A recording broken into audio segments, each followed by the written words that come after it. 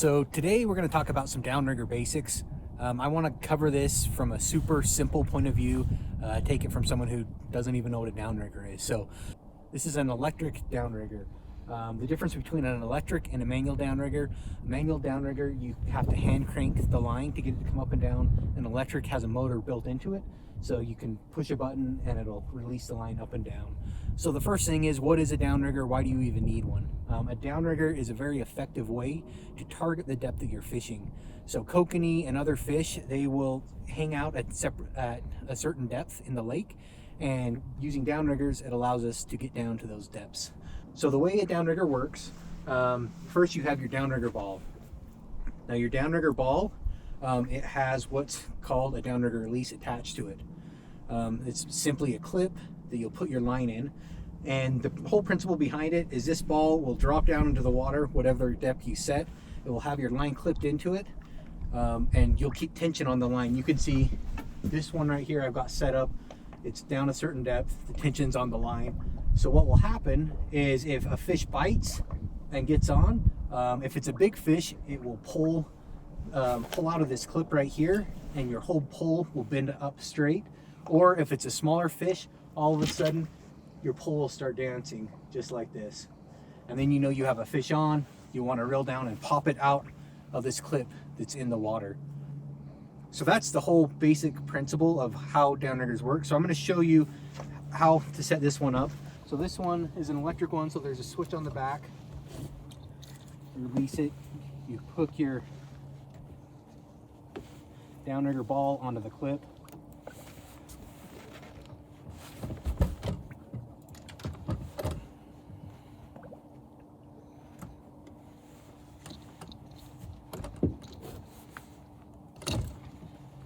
Something I have on my downriggers that I highly recommend. There's two different versions. Scotty and Canon both makes one, but it's basically a little pulley that hooks on to your downrigger line, makes it so you can pull your downrigger balls back to make it easy to get to. The other style, I'll flip around right here. So I prefer this style overall. I had the other ones, the Canon ones. This is actually the Scotty version. This is the one that I prefer. Okay, so a couple of terms just to go over. So you got your downrigger ball, which is the ball that we hooked on. That release that you saw, there's several different styles of releases. Here's another one. I really like those. They're an offshore, I think, medium. I've got a link to them on my website. You can go check them out. And then setback is another common term you'll hear, and that's basically how much line you'll let out before you put it in the downrigger clip. So I'm actually just going to throw out, we're here at Jordanelle, I'm going to throw out just a little Rapala. So on this one, I'm going to go back. We're probably not going to fish this one super deep, so I'm going to go back quite a ways, probably about 60 to 80 feet. I do have reels with line counters. This one doesn't. If you don't have a line counter, what I like to do is get it tight and then go all the way here. That's about 10 feet, I figure. So I'll do 6 or 7 of those and we'll get out about 80 feet. As a general rule of thumb for choosing your setback, I like to go with, I call it the 100-foot rule. So if you're fishing, basically you take the depth that you're fishing at and minus that from 100. So say we're going to put this 10 or 20 feet down, we want to be close to that 100 feet back, 80, 90 feet back. If you're down 30, 40 feet, you don't need to be back as far. And the whole reason is as your boat goes over the fish will scatter, and you're giving them time to get back into position. I have found that if you're deeper than about 40 feet, your setback can be really short, for kokanee anyway. They're really not afraid of the downrigger ball as much. So if you're down fishing that 40 feet deep, a 10 or 15 foot setback usually will work just fine. So I'm gonna get back here.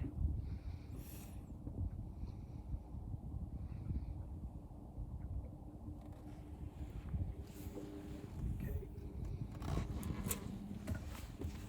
And what we're gonna do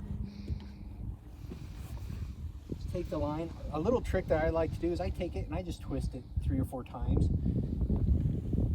and then put it in that downrigger clip. And you'll have to experiment for the line you're using, how far back. Usually about halfway back works for me. But what that does is when it twists, if it's not twisted and your pads are worn out, there's a chance that you're going to pull to get that fish out and it's just going to slide down the pad. If it's twisted 3 or 4 times, when you pull, it can't slide, it's going to pop right out. So that's a little trick that I like to do. And then what I do, and one of the reasons I really like bait casters, is you push your button down, you have line, you can keep the tension on your thumb, with your thumb, and then you're just going to go down to whatever depth you want to go down. It's going to go down 10, 15 feet. So keep it tight the whole time. I'm going to take it off, just drill down. And when it's done being set up, you want to have your line tight, just like that. So it should look like. I also like to just double check my drag. So that's about perfect for here. Make sure your drag's good. So that's the basics of putting it up, setting it out. So just to review that 100-foot rule again, if you're, I would say in the top 10 feet of water, I would be 100 plus feet back. If you go below that, you can subtract. So say you're down 40 feet, a safe spot to be would be 60 feet back, 30 feet down. Like I say, with Kokanee, you can be shorter, especially if you're under that 35, 40 feet. But that's just a good general rule of thumb that I follow. So hope that helps on some downrigger basics. And then I'll just show you real quick. So if you do get a fish on, let's say your line's bouncing like this, what I do is I grab my pole, I'm gonna reel in, get it down tight. I'll do this quickly, but then I put my thumb on the line itself.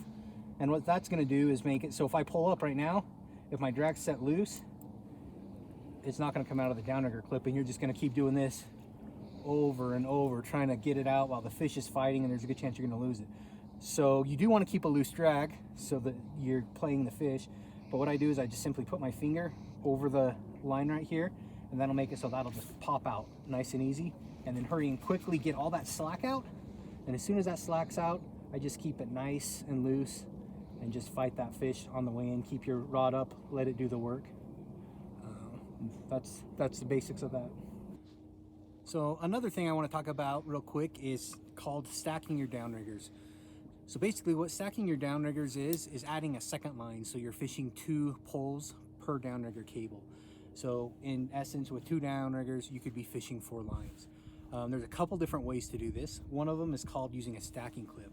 And basically this is just a clip that will go this over. Just clip it right on to your downrigger line, just like this. And then it just creates a second release to put on. So typically the way you'll do this is you'll get your first line set up. I usually fish them about 10 feet apart. So I'll get my first line set up, I'll go down 10 feet. I would hook on the stacking clip just like this. It could be 10 feet, you could do 20 feet separation, whatever you want. I found that if you get too close, there is a chance that your lines will get tangled apart. So I'd at least recommend around 10 feet is a good place to start. Then you put your line out like normal, and you'd hook it in right here. And so then you'd have 2 lines off. So that's one method. So another way to fish a second line on one downrigger is to use what's called a shuttle hawk. So what this does is you'll hook this onto your downrigger cable, and as you're moving forward, the shuttle hawk will dive down to whatever depth you set it to. There's a clip you can put on your line that will be a stop, so it'll go down and hit that stop. You would set that like 10 feet down. Or if you have a line counter reel, you can actually just watch on your reel and set it to the depth you want. So I'm gonna just show you real quick how you set this up. You put it on your downrigger cable. Usually I put a rubber band. This one's broken. I haven't used these for a while. And then once you let your line out like you normally would, I usually do the couple twist method. This is just a release, another version of a release. That puts it right there. And if you watch this, the shuttle hawk will just dive. So go right here next to it. So if you watch this, the shuttle hawk will just dive down. So I'm gonna just watch my line counter go down 10-15 feet, and then I'll just hold it right there. And then the cool thing about a shuttle hawk is it's set up, it's working now. Say you get that fish on, you'll release it in the exact same way, reel it in, pop it. But what happens if you come over here and watch, the shuttle hawk, as we're moving, it has a weight, so it's going to tilt up and it's going to climb right back up your downrigger line. Come to the top, you're able to rehook it up, and it makes it so you don't have to continually bring your downrigger ball up and down. It actually can be a very effective method of fishing a second line. That's my preferred method, actually, over the stacking clip, if you want to do 2 lines off the same downrigger. Okay, so another way to fish more than 1 line at a time, you're not actually using multiple lines on a downrigger, besides the shuttle hawk and the stacking clip. My preferred method that I actually use all the time now, I'll put 1 on each downrigger, and then I use these clip weights. And I've got a whole video on how to catch fish without downriggers using clip weights, or to supplement your downriggers using clip weights. So make sure you watch that video. That's what I found is the most effective way to do additional lines off your downriggers. Unless you're going super deep, then you're gonna want one of these 2 options. So one more thing to talk about is what kind of line is on your downrigger. So actually on 2 of my downriggers, I have braid, and the other one I have a steel cable line. And the reason I have braid, a couple of different reasons. There's pros and cons to each. With the braid, as it goes through the water, it's actually going to be louder, and you're going to hear a hum as the downriggers are going through the water. Some people say that could spook some fish. Kokanee, I would say it doesn't, but I know specifically if you're fishing Flaming Gorge, that can be a recommended thing, is to not use a steel cable, because that hum, those Macs are smart, they've heard it. So to use a braided line. So the braided line, it will cut through the water a lot quieter. You technically could use smaller downrigger balls because of that. I usually use a 4 to 6 pound downrigger ball for fishing the Kokanee speed and depth that I do. If you're going faster or deeper, you'd want to use a larger one. The con to this line is if you have downriggers that do a positive ion. So the Canon downriggers, they all do a positive ion charge in the water, and that can attract fish. That only works if you have the still line. One of the pros that I like of the braided line is how easy it is to work with. If you happen to get hung up really bad or lose a downrigger, it's much easier to cut this line and hurry and retie a new end on than it is dealing with the steel cable. So my personal preference, if you don't have that positive ion, I would switch out and run, this is I think a 250 pound test braid line. I've been running it for several years, haven't had any issues with losing anything. I have hung up before a ball really bad, only one time. It did snap the line, which I would rather it snap the line than take my whole downrigger in. So other than that, it's been great. If you do have the positive ion, you probably want to play with that, test it, see if it works. But basically pros and cons of both. Thanks for watching. I hope you've enjoyed this video. If you have, make sure to check out our website, kokaneeaddictfishing.com. I have a Kokanee 101 section where I go over the basics of kokanee fishing, including this topic and many others. I show the products I've had success with, along with links on where to get them. Happy fishing and tight lines.